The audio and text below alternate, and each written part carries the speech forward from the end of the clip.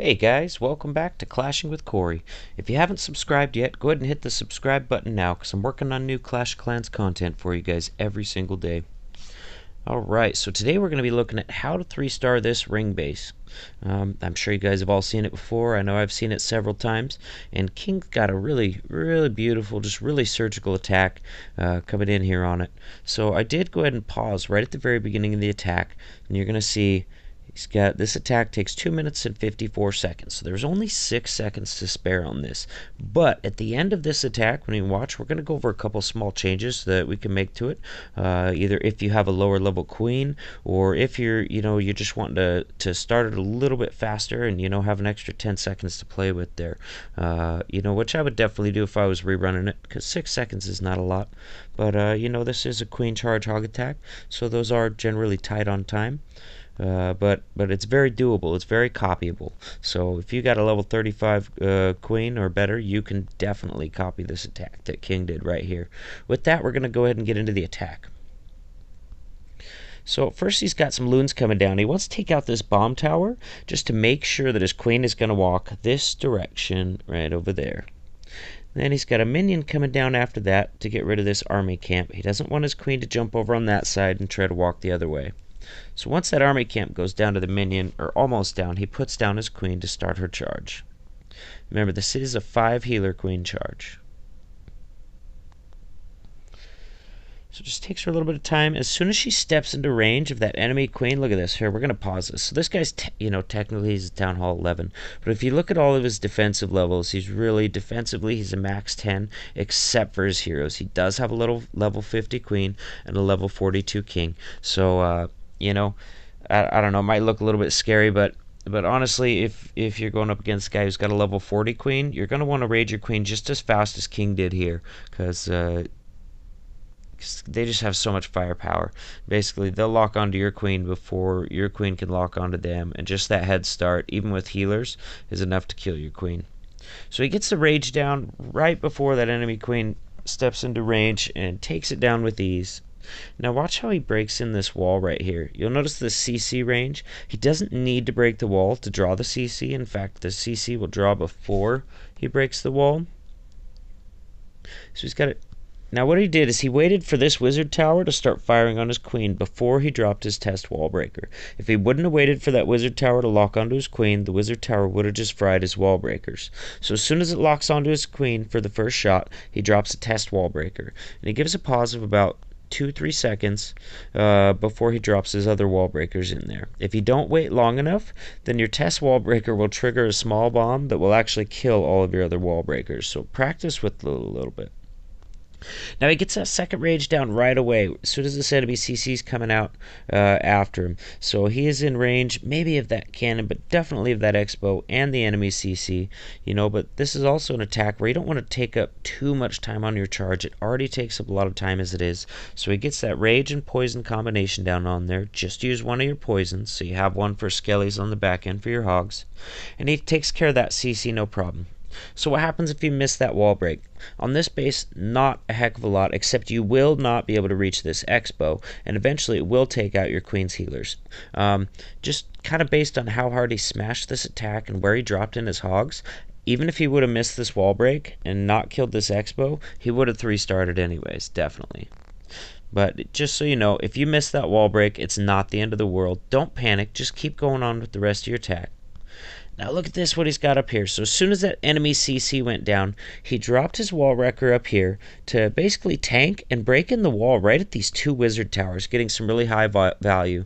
Also, we've got the enemy's level 42 king over here. So he drops his wall breaker down to tank, and then he drops his king over here on this army camp, knowing that once it destroys this army camp, it's going to funnel into this base and kill that enemy king. Anytime you can do any sort of king swap or king kill with part of your entry crew on a hog attack, it really saves a lot of hogs later on in the raid, because he loves following hogs and killing them. So he lets his wall breaker just go in and break open. He does have max hogs in there, although in this situation you could have brought Valks as well to aid in the king kill and kind of tank more and take out some more of these defenses. But those level hogs do some really excellent work too. They're super strong. Obviously they're not going to kill the enemy king, but they will take out a lot of defenses in short order. Now, if you look at this, he's got a minute 12 seconds left. So from when he started, he probably only had a minute and 18 seconds left on this attack when he dropped his hogs. Normally, when you're going to drop your hogs on a queen charge hog raid, or when you're going to drop your Lalo on a queen charge Lalo raid, usually you want to do that no later than a minute and a half.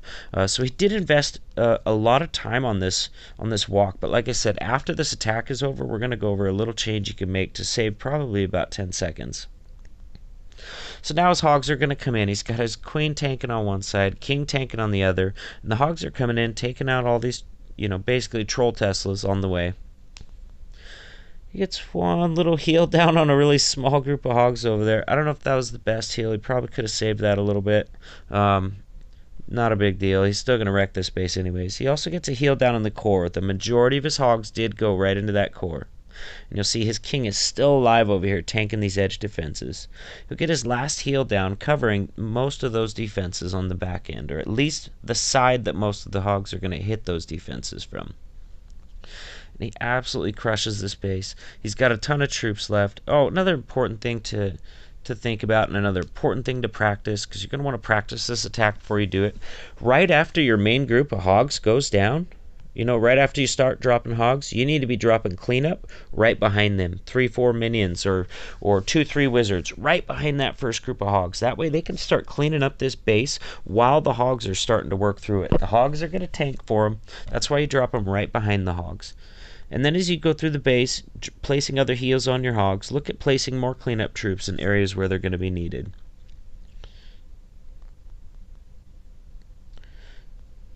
So he did have a poison there ended up using them on air skellies, but normally we end up using them on as ground skellies for your hogs, but that's fine. Otherwise he would have just swagged it.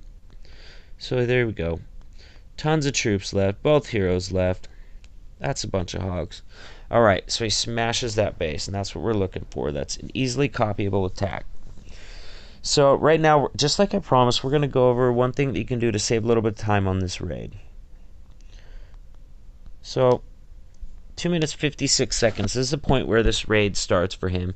He's going to put a minion right here, and he's going to put 4 loons right over here. And then he's going to put his queen down. So let's go ahead and time it. 2:56.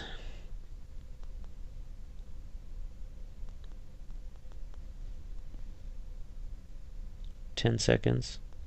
11, 12, 13, 14, 15, 16. Alright. So 16 seconds before he put his queen down to start the queen charge, and that's when the attack really starts. You know what I mean? Your funneling troops are kind of besides point on that. I agree with his loons, and I agree with his other troops, but I would change this minion right here. I would change it to a wizard.